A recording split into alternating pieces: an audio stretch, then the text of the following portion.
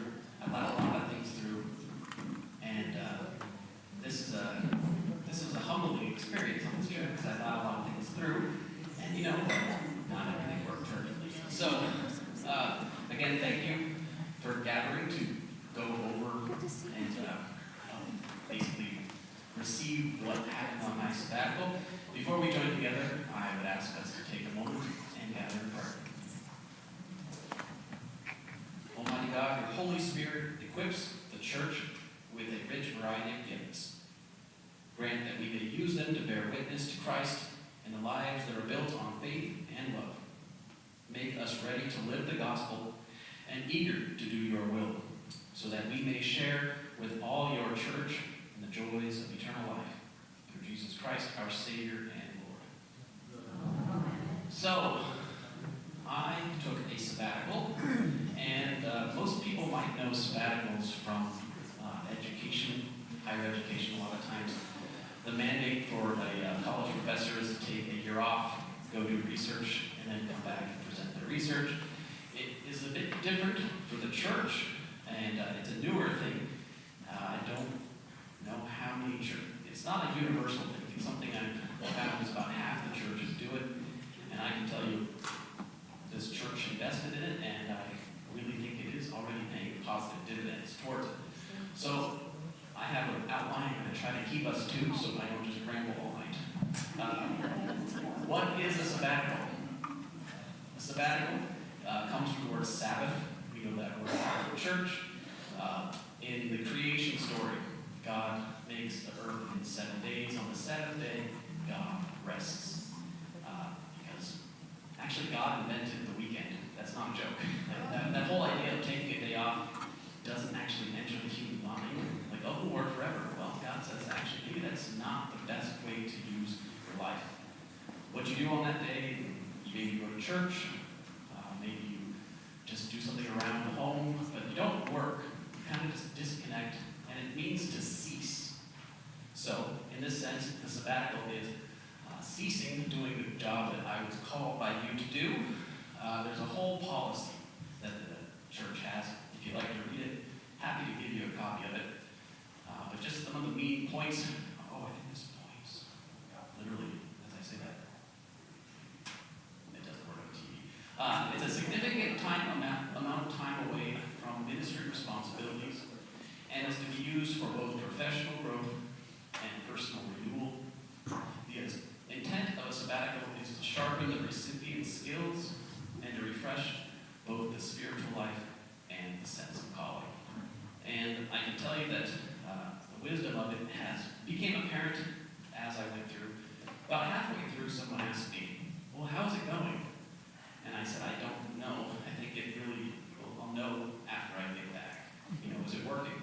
Well, the whole point of this is, what is it like when I get back? So that was a way I didn't have to answer maybe. But it is true. The idea is how does this play out? When I'm trying to write a sermon, is this now going to change how I'm doing that?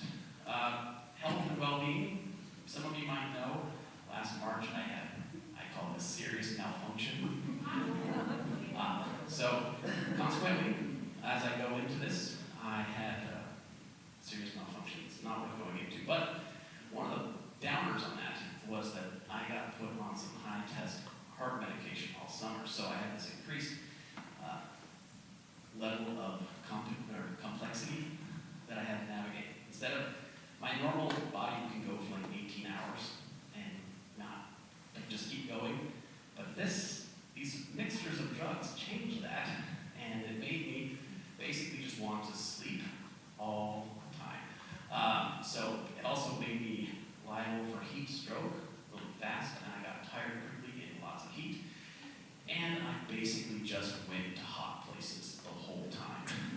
Basically went to Alaska. Everywhere I went was just, you would have all been miserable at the same time. One of the things that I just found out about was I was on a thing called a beta blocker. Anybody heard of a beta blocker? Yeah, I didn't know what that was until after I took them. But the whole notion of it is that it stops your adrenaline and epinephrine, which is for your heart. And what that meant was a lot of the things, I'd wake up in the morning, have like a sense I needed to go anywhere. Like, you know when your alarm goes off and you get a little jolt, like, I gotta go?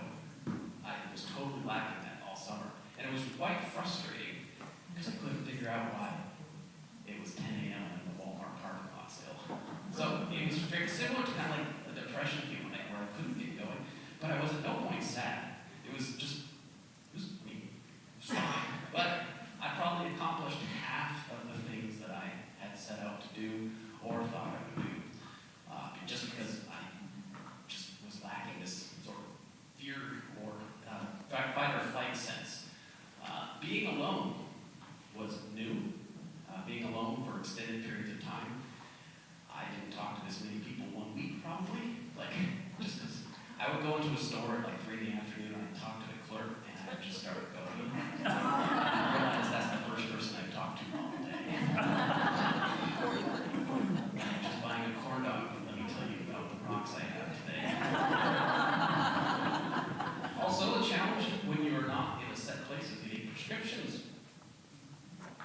Do you know if you're... I didn't have a fully set plan, and that's part of my personality type, so I wasn't quite sure if I'd be in this town tomorrow or the next day, so I'd have to think, well, call ahead, and I hope I'm going to be in that town. And I normally was, but there was a couple times when I had to have the trail. So those are some of the kind of concerns that came up during the course of it. This was my companion on the trip. This is a ChatGPT taking of my actual Winnebago, making it into Studio Ghibli art. But so the 1990 Winnebago Warrior is a Toyota pickup that was imported by Winnebago, put together as a Story City, Ford City, and the upholstery, Diane, was made in flex steel. She looked and said, I think I sewed that. And I looked it up, and you did. So I literally had the most Iowa RV of all time. One of the reasons I bought this specific one and an older one is that mid-80s to mid-90s Toyota pickup are still the most common truck on the planet. And they have it all over the world where they don't have Napas and auto parts stores because you can fix them with now YouTube, any aspect of the mechanical part. And I knew that, though again, like if I'm going to break down, I hope I can fix it. My dad was an auto mechanic. I am not, but I do have just enough knowledge to probably get me to a town where there might be one. Right?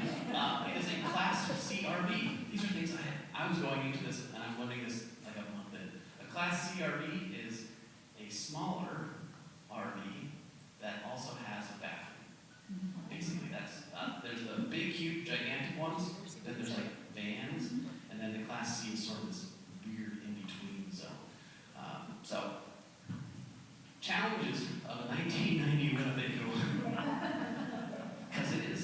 People kept reminding me it's 35 years old, and I'm like, that's not that old. I'm that old. But it turns out technologically that is a thing. It is a gas tank is for a normal pickup truck, so at most 17 gallons. It got anywhere between 7 and 14 miles to the gallon, which meant at the average of 11, the max distance I could go at any point was 180 miles. Oh. I went 12,000 miles. So if you just do basic math, well, I did stop for gas 135 times. 135 specific times. I didn't put this on here, but you know how they all gas caps have that little tether now? This was like the last year they didn't. I had lost 2 of them. Because you drive away. And that happens when you have no.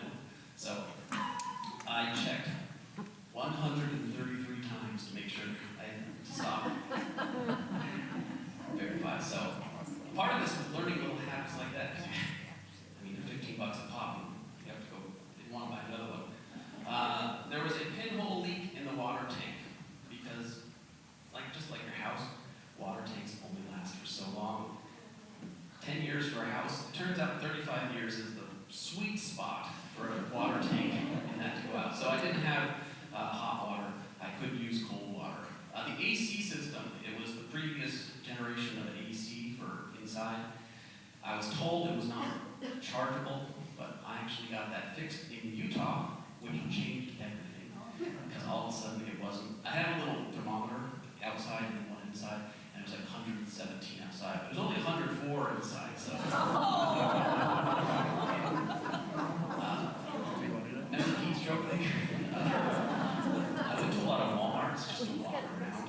Every 50 wheels in air conditioning, so it was a survival technique. Also, because it's an older unit, a lot of people don't want to touch it. But again, positives. That is one of my favorite pictures I took. This is me at the very end when I can back this thing in anywhere. This is in Deadwood, and there was one parking spot, and I'm right there in the middle, fit perfectly. It's a small little thing. It's only 7 feet wide and 20 feet long, which is smaller than a lot of pickup trucks. So I can park it anywhere, and it drives like a regular car. So it's very satisfying when you see the gigantic truck over there, barely in the spot, dead center. There was never a single issue with the truck running. It went the whole time, 12,700 miles. Anywhere you stop, someone wants to talk about it.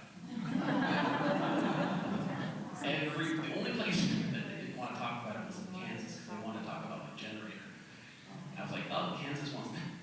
I was really interested in my generator, but this literally, everyone either had one, knew somebody with one, thought it was interesting. So anywhere you went, it was, if you're a talkative person, that's a good thing. No leaks or major issues with the structure, and it has dualies, which I think is the official term for that, even though it sounds like it's not. That's the 2 wheels in the back. This thing was the stablest the whole time. At no point did I ever feel like, the only time it was ever scary was when a moving truck would come and like create a draft. But any other time, like I'd be driving and it would be just very stable. So that's that. RV gear and setup. Part 1, ad orientem, which means to the east. So my first, I didn't get a picture of this in here. There is a map outside with my route. My first part of this was 30 days. I went from June 1st to June 30th. There was 3 main sections of that trip. The first one was me driving in the Northeast. The second one was I picked up my friend Paul, who's a pastor. He's Jane's godfather, and I'm his daughter's godfather. So we've known each other for a very long time, and he was a very good man and spent 10 days with me in a thing that's not that very big, and we like each other still. And we did Civil War battle sites, basically. We drove down the eastern seaboard, and then I dropped him off in Charleston, South Carolina, and then I did a swing back through the deep south, and I came back to Dubuque. I was here for about 10 days, and this is when those pills really kind of took it out on me. I slept, and the first thing I was like, oh, I'm tired from driving, but man, I was just sleeping the whole time. So these drugs make you wake up like, oh, I'm tired. But I'm off them, by the way. Thank you very much. I'm totally off them. My heart, that whole malfunction thing is a thing of the past. So I'm extraordinarily healthy, but I have catastrophic events. Some of the main highlights was I saw parts of the country I've never been before. I only spent $3 on one toll, by the way. So I saw a lot of different roads than most people see, because a lot of times you get off the highway for a mile and then they get back on because the GPS routed you around the toll thing. But I am from the West, and when we moved out here, I-90 is all the way free until Chicago. And then I went to Chicago and they wanted me to give them money. I'm like, no! And then I did this when I first moved here, went to Boston, they charged me the whole way. I'm like, this is lit. So that's a Western thing. I decided to drive. Highway 20, by the way, goes all the way coast to coast, right along I-90, and you can do it, just if you want a tip. On my northern route, I stopped, which I'll show you in a moment, and saw maternal ancestors. While I was while COVID happened, I spent a lot of time doing genealogy and seeing how many family members actually lived within 50 miles of here. And they also came from the Northeast, sites there. And on my way back, I went to Huntsville, Nashville, Mammoth Cave, and Indianapolis. Have you been there? Yeah, it was fine. First thing I did, first day, was I stopped and saw the copy of our mosaic at Notre Dame. They copied Touchdown Jesus. Theirs is 3 years older than or younger than ours, so I'm assuming we are the originators of Touchdown Jesus. That was, I know I could have gotten a better picture. This was my first Walmart overnight. You can stay at all Walmarts. I only got kicked out of one. And what's that? Why? They just didn't allow it, and the security guard was very apologetic.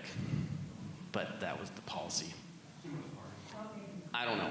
But most of them totally allow it. Places that you can park for free, Planet Fitness, and Cracker Barrels are the best. They're great because they close down at like 9, but there's also about 15 people parked there overnight. Cracker Barrels are right next to the hotels. So you're already in the hotel places to begin with. You've got your own bed. There's people around, and there's cops driving. Anyway, Cracker Barrel's highly recommended to stay the night. And they do it because they want you to eat in the morning too. But it's one of the big things that you can do.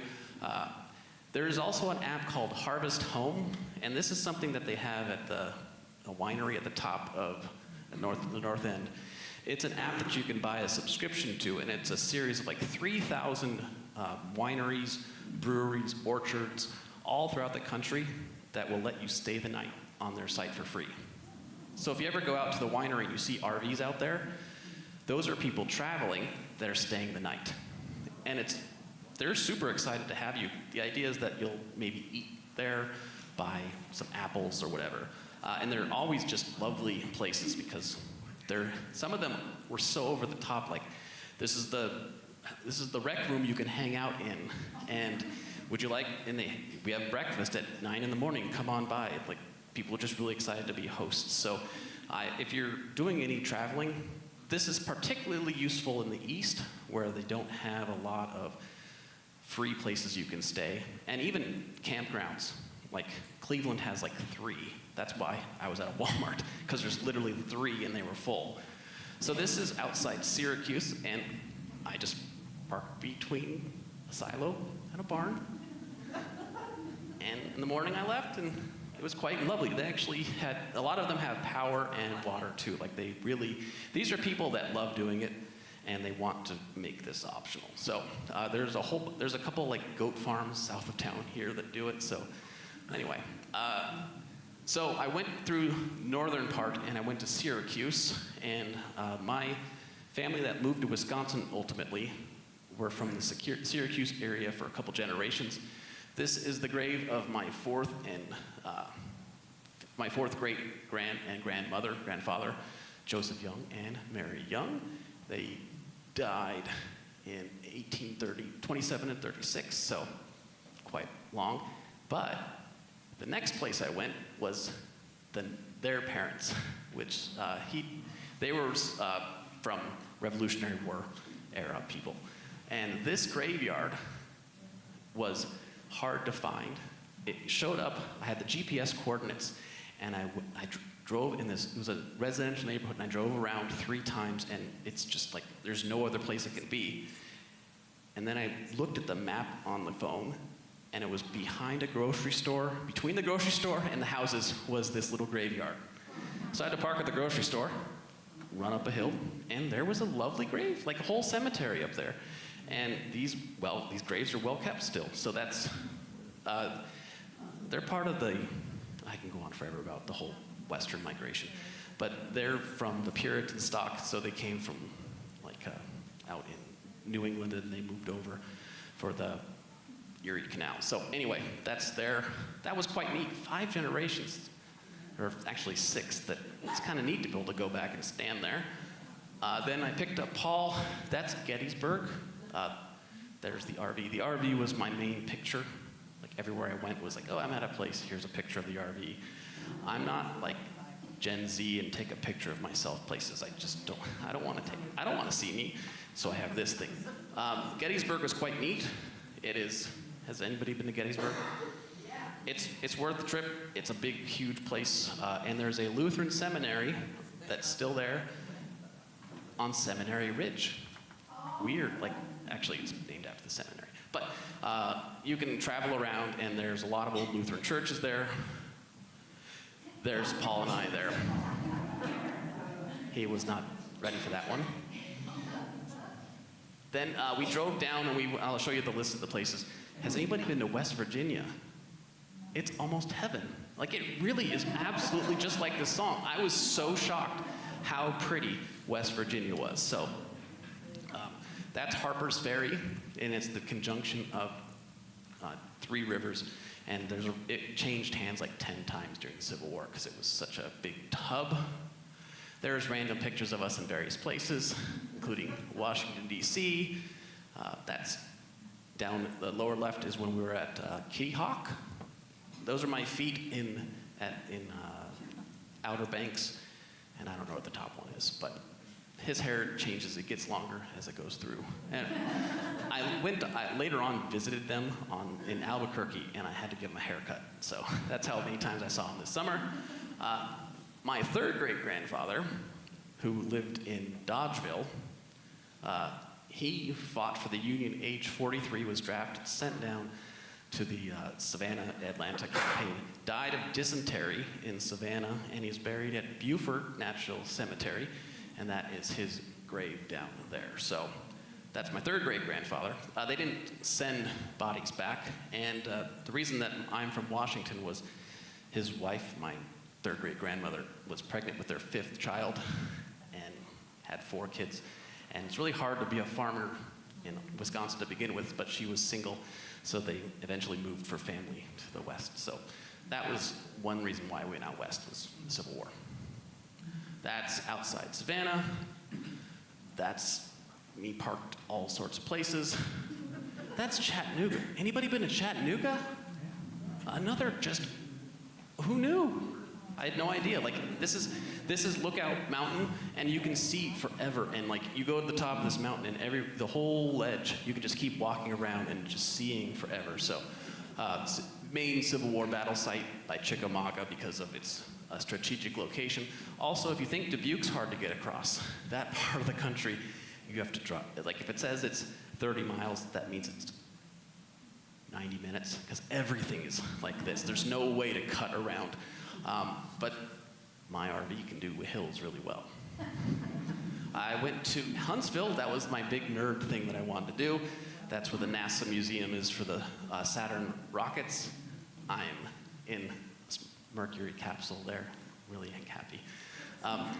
And that's Mammoth Cave, which is another thing down there. If you like caves, it's a cool one. You can see people walking down. I've discovered I am not claustrophobic. That would have been the most claustrophobic place immediately. You couldn't have made it down.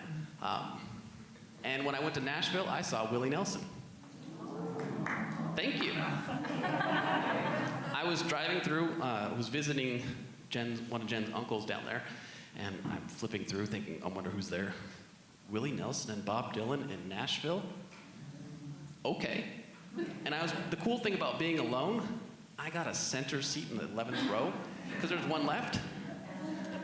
Because I didn't have to, anyway, that was the day that it was so hot here this summer. And poor Willie Nelson's 92, and it was like 98 degrees, and he looked very hot. But I sent a picture to Jen, and her response was, that's Willie Nelson, because he looks just like him. And then he sings, sounds just like Willie Nelson. So I returned after that. I don't have any Indianapolis pictures, sorry. But I came here, and I tried to leave on the 11th, but that was a day of a basically tornado, so I turned around and came back because it was quite an awful day. And that had 5 major sections. That was from July 11th, and then I didn't come back to Dubuque until the 28th. So there were 5 sections where I drove south. I went to Missouri, to Colorado, Colorado to Albuquerque, Albuquerque to Seattle, Alaska, and then Seattle to Dubuque. Now that is a lot of distance, by the way. And if you want to do more math, this RV goes 64 miles an hour. Doesn't matter how fast you want to go. It might say 80, even 70. Or 65, but it's 64 is the sweet spot. And 12,000 miles at 64 miles. It took a long time to get anywhere. And my cruise control went out too, so. I mean, it's not the worst thing. Whatever. That was the first place I stopped. The future birthplace of Captain James T. Kirk in Riverside, Iowa.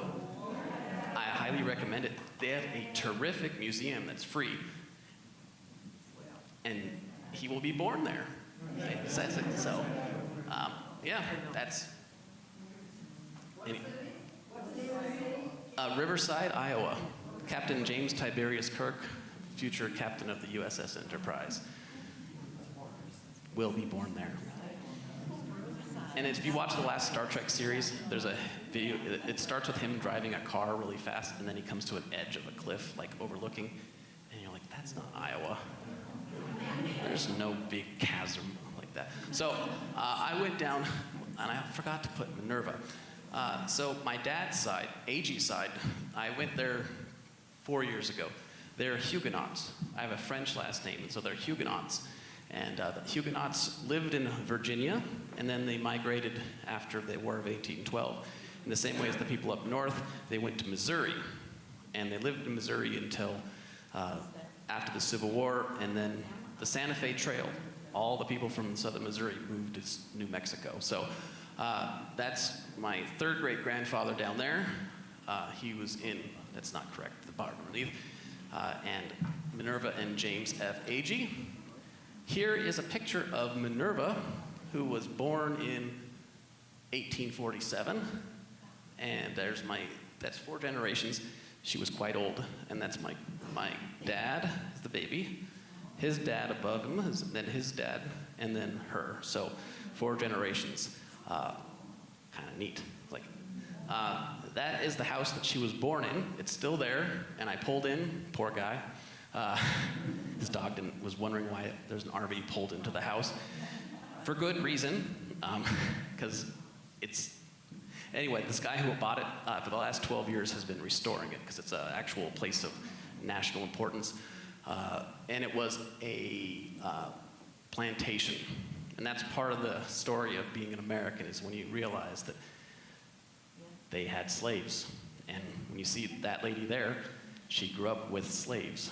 And it really is disconcerting as a modern person to think about that as part of my lineage. And also to know that at the same time, my mom's side, that guy's going down to fight against it. So it's not a plantation anymore, but it's still there. And he's buried somewhere on site, and his dad's buried somewhere. They didn't do as much accurate burying then. That's down by Brunswick and Howard County in Fayette. And there's A.G. Avenue, by the way.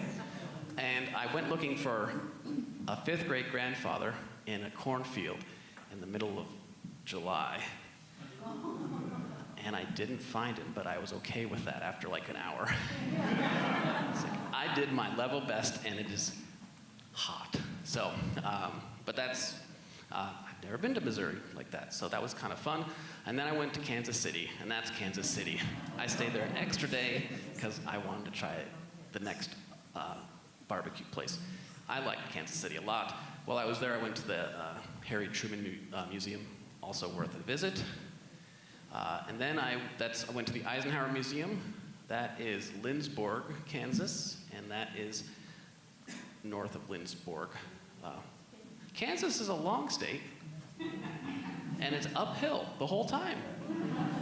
You know that when you don't have cruise control and you're just, why am I accelerating? It's been 3 days and I'm still... And it was also 110, just flat out 110 the whole way. The air conditioning in the cab of where I slept worked just fine. So I was not it was just when I was driving that it was 119. I went to Colorado. This is in Denver. This is one of the places just outside of Denver. The Red Rocks is right across the way. Those are dinosaur tracks. They found this Stegosaurus there. Just right outside Denver. Next time you go check out this little park. You have the option of walking or taking the tram. Don't walk. we saw people that had left the same time I got there, like a third of the way up, it's already high up. So anyway, that was really exciting, part of my love for dinosaurs. But this is also an example of, I didn't plan the trip. When I was in Kansas, I'm in Hays, Kansas, because that's the only place there is to stop. She's from Kansas, and she can verify.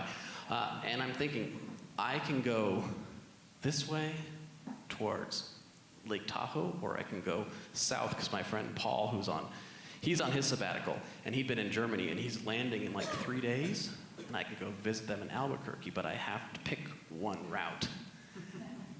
And I went to Albuquerque, but I didn't know. Like, I literally was just kind of figuring where I'd go is where I'd go. So that's for a lot of people, a stressful thing. For me, it was more like, if I don't go there, I won't see all the things. But it worked pretty well. Up in Colorado Springs is a place called the Florissant Fossil Beds National Monument. And next door to them they purchased all of the land to make this national monument, and it's all farmland, and then the one at the end they didn't buy. Well, those people have the exact same rocks, and for $20, you can go get the rocks, to get all the fossils from them. And if there's anything important, they're gonna keep it, but that's where I got these, and they're in the back. I didn't label them yet because I ran out of time, but this is a hickory from 34 million years ago, and it's literally a tree that we would recognize. That to my right is a stump of a redwood. So it was a lake bed, and it was a lake next to some trees, and it got covered with ash. There was a volcano like 3 blocks away, and all the ash came down and buried it, and then the top rotted off like it would, but everything underneath was preserved, and so there's these huge, gigantic sequoia redwoods out there. And for the longest time, people just took big chunks of it. They tried to carve one out to send to World's Fair, because there's not much value in petrified wood, because it's all over the place. But for nerds like me, it was great. And one of my favorite fossil I got, which I didn't put back there because it's my favorite, this is a honeybee from 34 million years ago. And it's just kind of remarkable to think something so delicate and modern. So I highly recommend it. That's next to Colorado Springs. I drove up Pikes Peak. I'm scared of heights, it turns out. There's not much you can do except go all the way to the top, and the RV did just fine. I think it got down to like 12 miles an hour going up, but it was worse coming down. So I told Jen, I said to Jen, I texted her finally after I was not crying, basically. I said, I will only do this again if Jane asks me. But I also, it was like sort of a goal. I'd done it the whole going up the tram, and I thought it might be fun, and it wasn't. Have you ever been up there? There's not much to do. Like you just have a donut, and then you go back down. And the road's scary. And it's also filled with Germans. Did you know they test Porsches going up and down? I know this because I asked why there were the German guys like, what the fuck? We test these on the hill. So they drive up from Georgia, and that's like the end of the trip. I don't know, Germans, who knows? This is in Taos. This is Rio Grande Bridge. If you can see the rainbow, it's quite pretty. The only way you can get to this is there's a rest area, and you can stay the night there. Rest areas in the West are all over the place. They're super nice. And this one had a security guard, like to make sure that everyone knew that it was all safe. So that was another difference towards the West because there's just so much land in the West that they can have it. But we wake up, you can see that. It's quite neat. Then I went to Utah, eventually, and this is where I found all these trilobites. That is the bed, that is the most fertile bed of trilobites. I found 2 in my entire life, and this place, it's like 500 per cubic yard that you can't help but find them. And the guy was like, you're gonna be fine, but I was excited for every single one.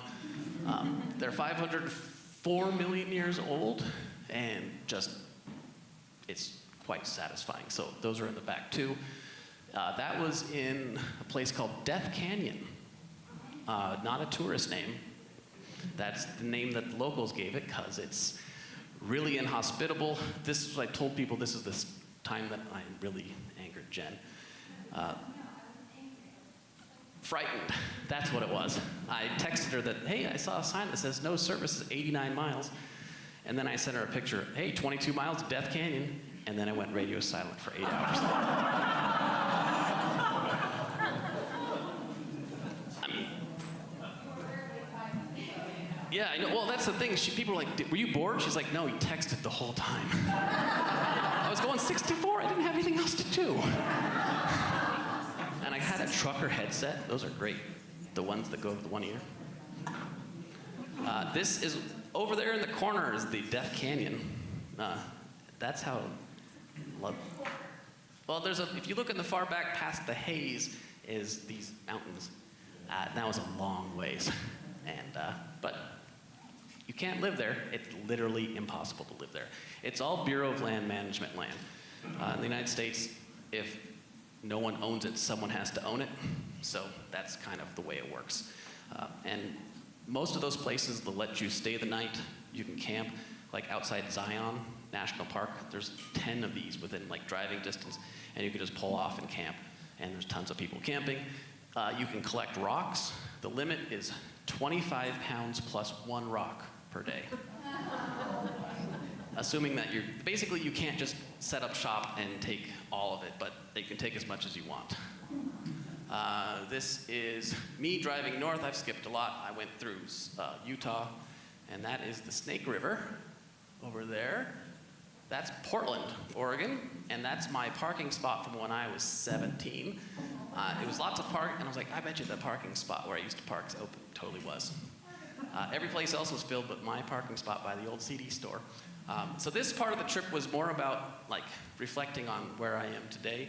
I haven't gone back home. My parents have both died, so I haven't had a chance to visit my hometown in years, and I'm so far removed from it. It was interesting to go like be in a place where I was and not be. I was from there, but I was a visitor. I stayed at the place that I delivered newspapers, which was an RV park. Talk about meta and surreal. Like, I'm staying at a place I used to deliver papers, and they changed the security code for the bathroom since 1992. That was the only change. This is the place I paid a toll. That's called the Bridge of the Gods, and it's a shortcut from Oregon to Washington. And since I was trying to get to Washington, being from there, I paid the toll. Washington is all, Western Washington is all blackberry bushes.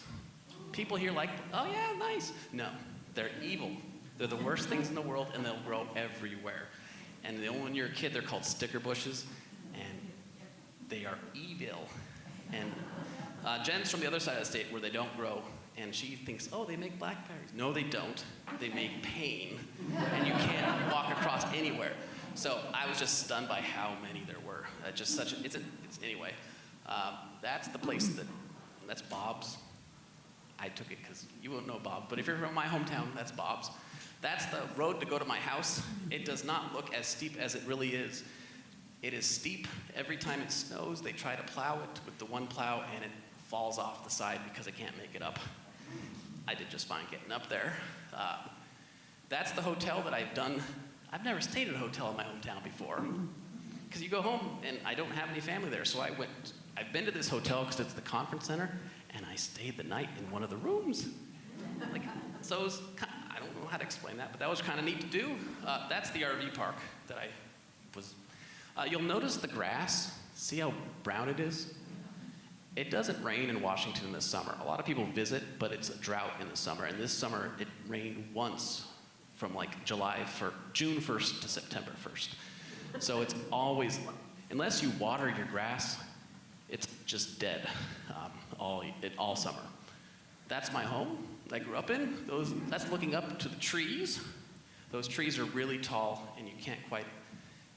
Living here, we have tall trees, but when you see those, I was quite interested. That's us in Seattle. Seattle's to the left, as we get on a cruise ship to Alaska. If you haven't done it, I highly recommend it. It's a great way to travel with family. You only have to see them once a day at dinner. No, seriously, and you can all do the different things you want to do. If you want to go read or take a nap, and then just get together for dinner. I'm not making any money off this, but I'm telling you, it's a great way. And Alaska is my home state. Floored me because I haven't been there in a while to see how big it is. But it makes Washington look like the junior varsity team. Alaska is so, like, everything is 10 times bigger. Like, you're just all of a sudden look out the window, oh, there's a whole mountain range that I've never seen before, because it just keeps going and going. So highly recommend that cruise. It's quite fun. This was another important part of the trip. My dad died in 13, and my mom died in, 22? But my mom had not done anything with my dad's ashes, and we had COVID. We couldn't get back with family at a time, so I was able to contact my aunt and my cousins, and we were able to. This is the spot that my mom grew up. This is where my grandma's her ashes are. That tree is where my grandma's ashes are. So to be able to do like an actual service with my family, and it was quite moving. I did have ashes in my car the whole time, and I marked it and I put it in the first like cupboard. So if anybody broke in, like, oh, probably shouldn't break into this car. So it's a magical place. It's a wonderful place. My grandma lived right on Puget Sound, and my grandfather built that house. It's made of cedar. It would go up in 10 seconds if you had a fire. My aunt they live there half-time now, so that is their smoker. My neighbor he likes smoking meats, and that's my family's smoker right there. When you need a new brick, you grab a new brick and you put it in. And you go get some alder trees and you put that in and you just let it smoke. So every year they catch salmon down there on the point and smoke salmon right there. It is as good as it sounds. This is the dorm that Jen and I met at. Jane was so uninterested. I cannot tell you how she could not care less. You know, you think like, oh, we went here, oh, this is the place, and nothing. Just, can we go? Sorry, I don't talk about Jane, but I was like, Jane, that was my room, and that's where your mom was? Nothing. So then on the way back, I dropped them off. They flew back here after I started going, Jen's very smart, and didn't want to like ride back with me while I went gold panning in the middle of a state at 110 degrees. But I did it, and I didn't find anything because either I was in the wrong spot or I didn't know what I was doing. Really disappointing because I wanted gold, but it turns out it's really hard to find. Washington's a fascinating place if you ever had a chance to drive across it, because you start at sea level and you have the ocean and big trees, and it looks like Vancouver, BC, just Seattle. You get on Interstate 90, which is free, and you go up the top of the mountain pass, and it's alpine, like totally just huge mountains, big trees, and just huge vistas. You get to the top, and then the minute you get to the top, the scenery changes, like immediately, from big trees to scrub pines, just like that there. And as you go down, all of a sudden those disappear, and it's just a vast desert. So in the course of 3 hours, you can travel an amazing amount of distance. And in the middle is active mining claims. And there was a sign that says, go away. Well, so that's why I didn't get too far in, because these people are literally living on mining claims. And they didn't have access to, anything except, anyway, that's my gold pan. It cost more than the gold I found. I popped one tire, and I totally deserved it, because that's an example on the left of the roads that I was driving on that you shouldn't drive on with regular cars. But I was not just in a regular car, I was one with a house in the back. So I popped it on a place called Saddle Mountain, which is full of petrified wood like that. That's on the top of a mountain in the middle of Deathland. It's owned by the government because it's unusable for anything else. That's what it looks like up there. Again, you shouldn't drive a vehicle there. I mean, you can. I've done it. But I popped a tire, and fortunately, Jen's folks live less than a half hour away, and if you're gonna pop a tire anywhere in the country, do it right in the same town that your in-laws live in. Just as convenient as possible. That's the other view of it. That's what Eastern Washington looks like once you get past the trees. The only reason people can live there, Jen's from a town called Moses Lake, is because of the hydroelectric dams built up reservoirs. And that's all for irrigation, if that wasn't on the Columbia River. So the Columbia is in the middle there, but if you didn't have water, yep. This is Colorado. Wait, Montana. This is a place called Crystal Park, and you can find crystals. These are places that you drive for a long time, and there's no cell service, and you don't know if you're going the right way the whole time. And you don't know how far it is to the other side either, because you don't have any cell reception. I look happy, but I'm also in the background going, maybe this wasn't the right place to come. But everything worked out. So I also found some crystals. But then I came back I drove through the Yellowstone River, and I basically spent 4 days trudging up the Yellowstone River in beautiful, perfect weather, looking for moss agates, which are the one at the bottom. The top one is a piece of petrified wood I found in a parking lot in South Dakota. If you ever see people walking around in the grocery store at the parking lot like this, 100%, we can smell our own. We're all looking for rocks.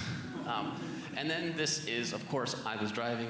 Do I stop at Wall Drug? I'm not gonna stop at Wall Drug. I mean, you have a lot of time to think about it. And so I stopped at Wall Drug, and I bought a donut like you do, and then I came back. So this is here, 12,701 miles, and 0.2 miles.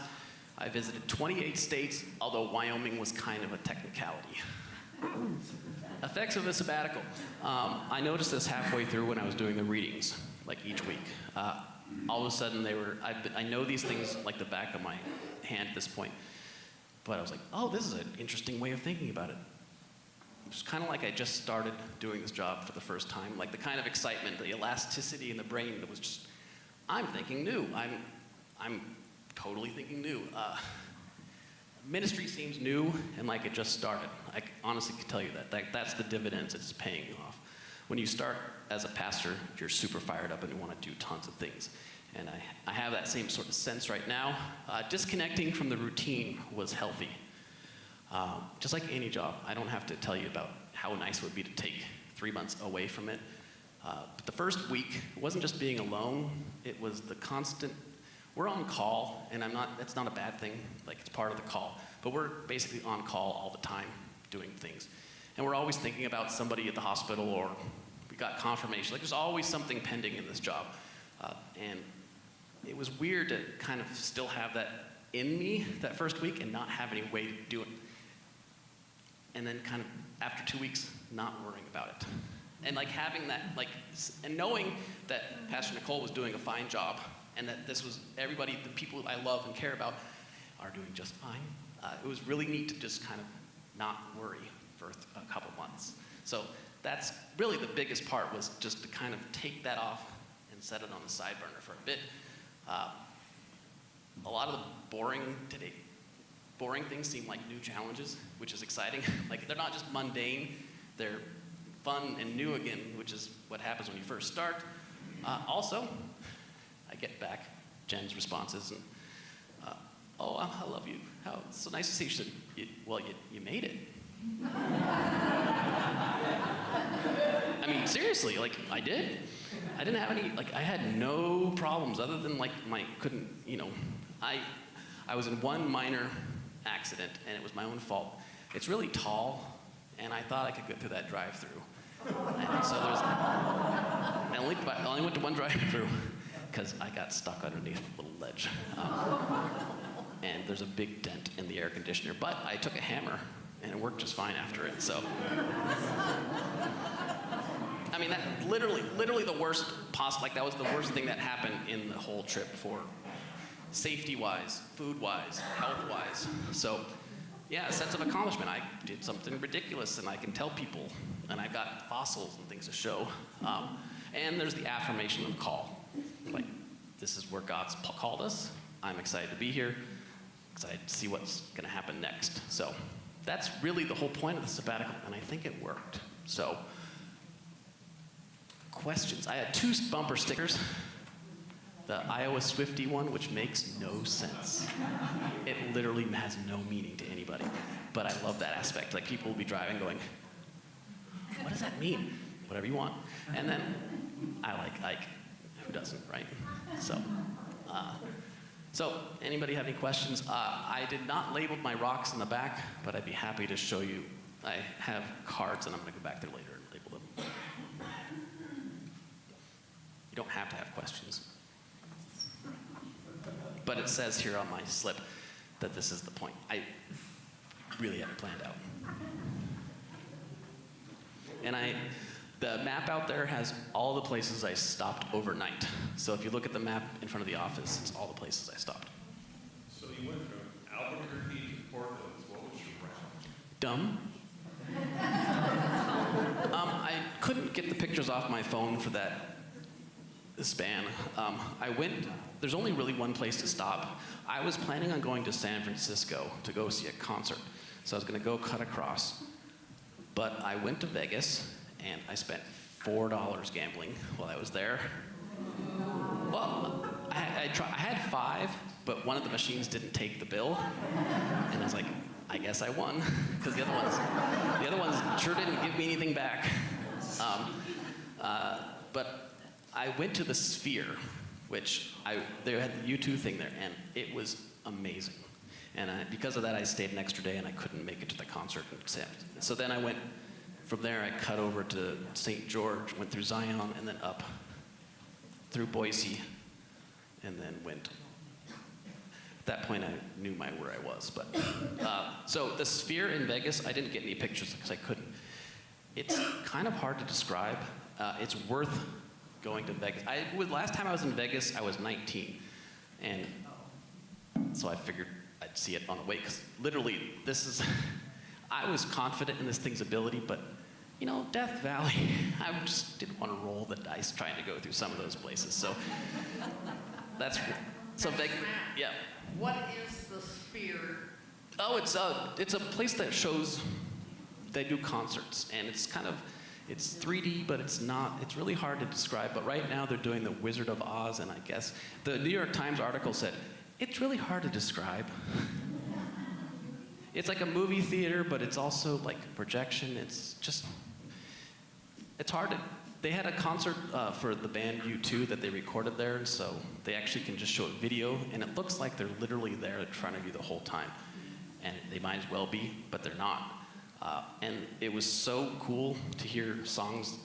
One of their songs is called One, and it was like I'd never heard it before, because it was so, like, that's how cool this thing was as an experience. Like, worth seeing, like, Willie Nelson level. So because of that, I didn't go to the concert, which I had tickets for, but oh well. The one it was the Suicide Machines and Less Than Jake. Less Than Jake, I've never seen them, and the last time I was in line to see them, they sold out while I was standing in the rain in 1997, or 98. So I was planning on seeing, like, this is sort of, anyway. They have a song called Jen Doesn't Like Me Anymore. It's quite funny. It's catchy. It's a good dance song.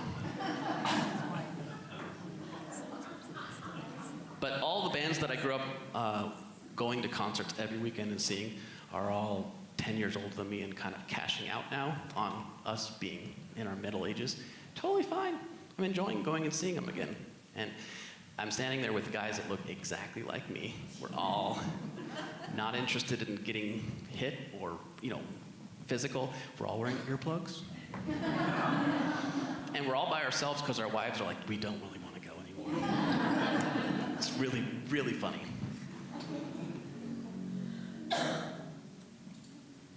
Any other questions? Best food was Kansas City. Place I would, Alabama, surprising. I recommend Alabama. Quite beautiful state. Who knew? I mean, literally, I had no idea.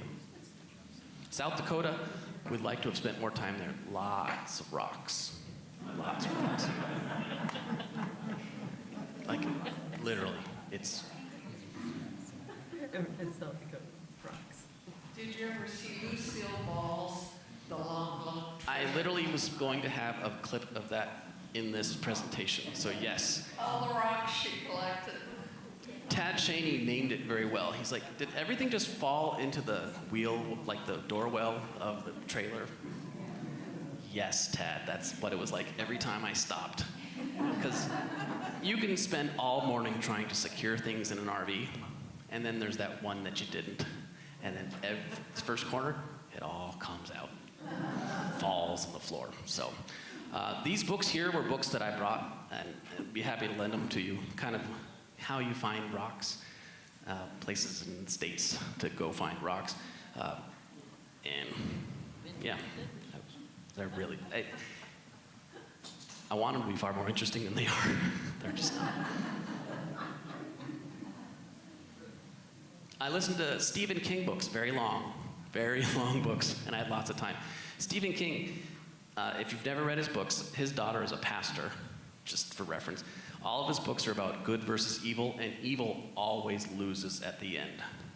He's very clear, and there's always an element of God somewhere in the background as a positive force. So he might write horror movies, books, but they're really good for listening for 70-something hours as you go across Kansas.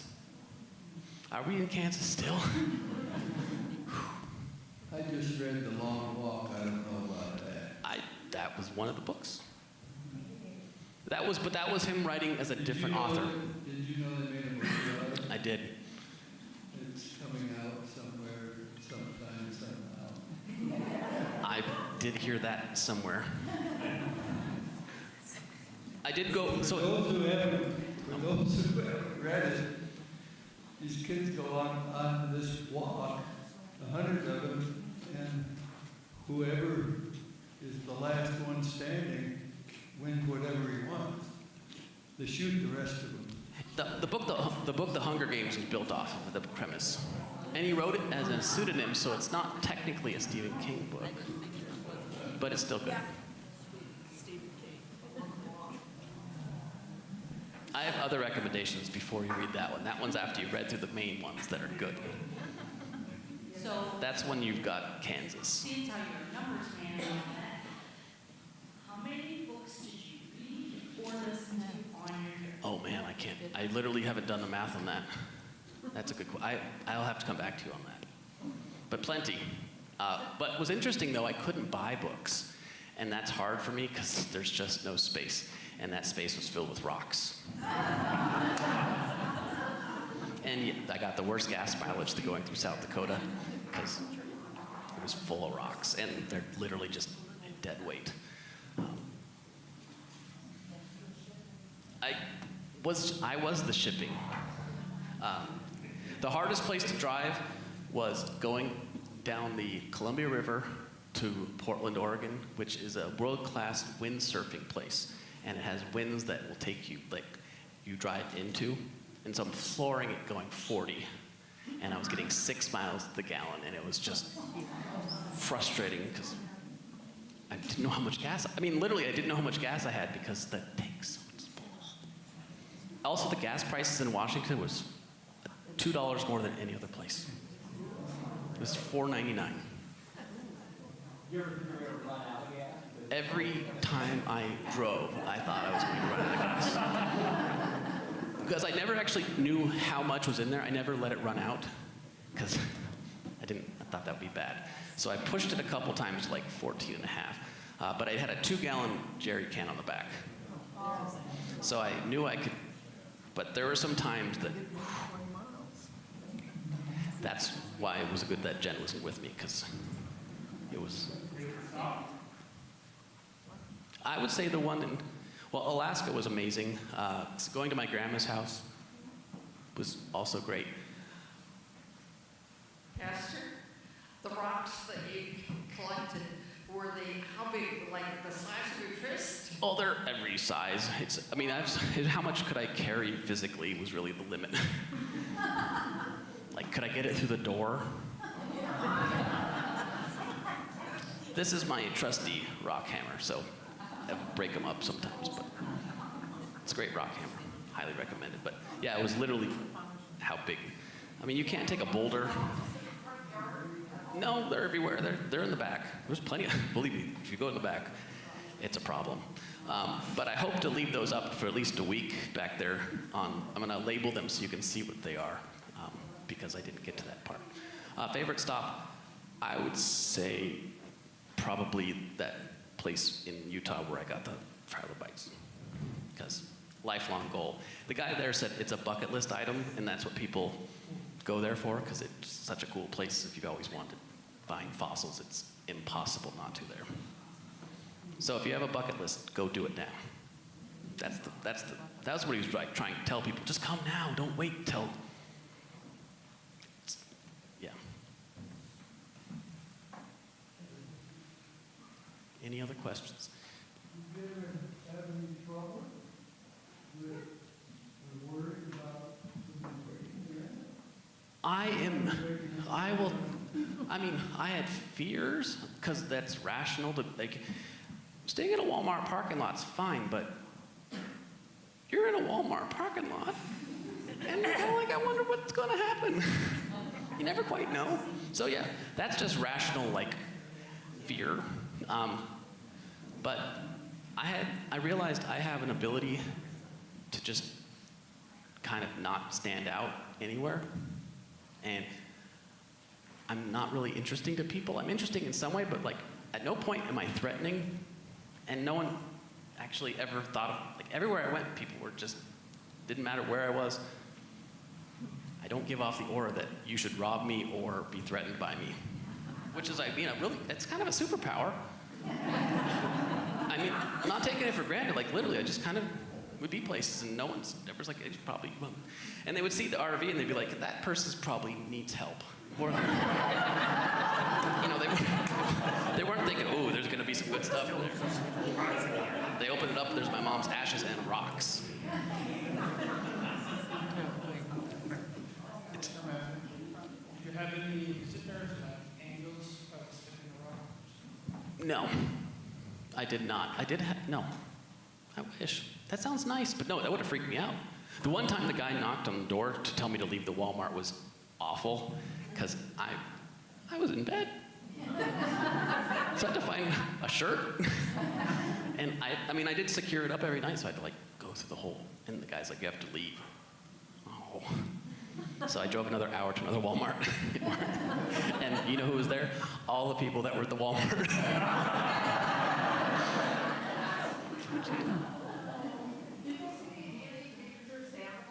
Oh, lots of animals, everywhere.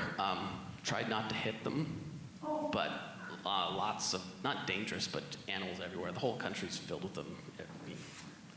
It's not like Iowa, but yeah, the deer warnings are worse here. I would say it's scarier here than anywhere else for deer. But like turtles walking across the road trying not to hit those. I didn't. They're not fast, so it wasn't like I was swerving. Just curious, I know how much we spent on lodging. How many nights did you actually pay for? So that was part of the learning process. The first part of the trip, I was paying for staying the night at places, not overnights, but like at campgrounds. And as I learned more and got more confident, I could stay at the Cracker Barrels and things like that. And then I tried to stay somewhere that had a shower like every 3 days. Or 4. But I did about once every week.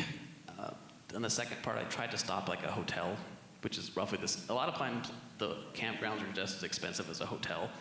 And then I showered like 5 times and did my laundry. Well, in our 6 weeks, we paid for 5 nights and took a shower every 5 days. Yep. And you took 5 of those. Literally, it was like, I'm gonna take a shower when I get here. I'm gonna go have some dinner, take a shower, maybe take a bath, and then wake up in the morning, take a shower, and then I'll drive. But I think the most I could drive physically in that thing was about 400 miles a day, because again, 64 miles an hour. Gas stations. Oh, my favorite part was pulling into places and having the person with the $350,000 RV and then mine next to it.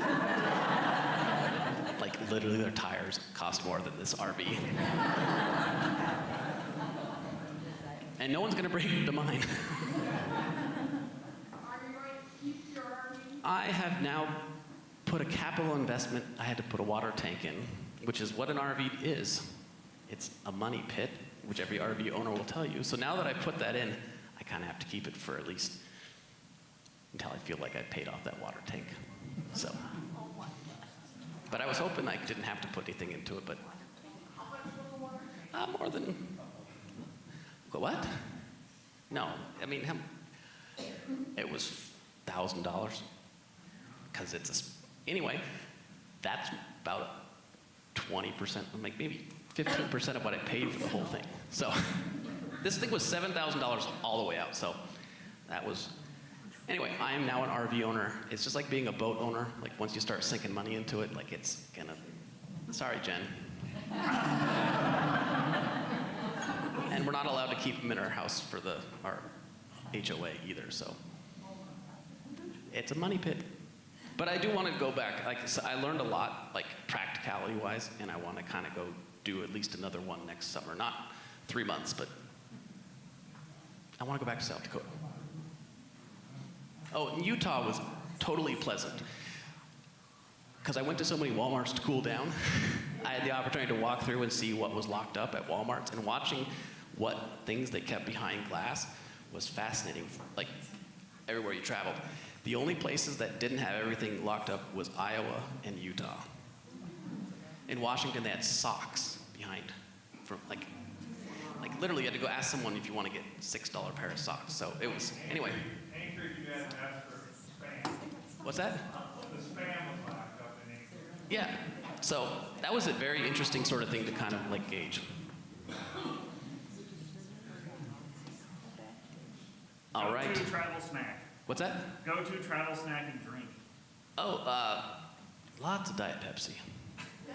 Way too much Diet Pepsi. My favorite stop was they had $3 soda, chips, and hot dog at Circle K. I know. I didn't have to eat health. I wasn't on a heart healthy diet. I just had heart medication, and it was easy.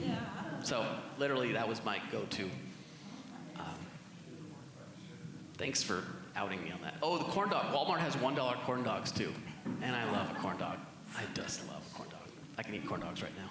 Pastor, you don't look like you starved.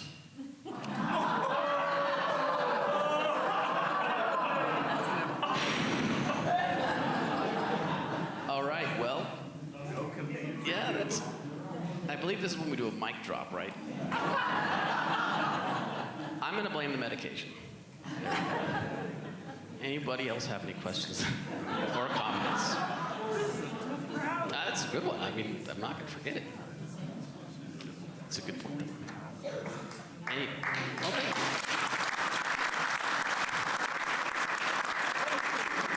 I did. An hour and 10. So I'll be back there if you want to look at the rocks and ask me questions, or I'll have them labeled next week. So thank you very much. Again, thank you for the opportunity to do it. It was fun, which is a good part. A lot of people go like retreat to monasteries for these types of things, and that wouldn't have worked for me. This has got me stimulated in the ways that get me excited to do this job. So before we close, may I close this with prayer? Let's pray. Almighty God, we thank you for equipping us with all of the gifts that you have given us. We pray that you would fill us in every walk of life to bear witness to the faith you've given us. Make us ready to live your gospel and eager to do your will, so that we may share the gifts of your church with all those in the world. We ask this through Christ our Lord. Thank you.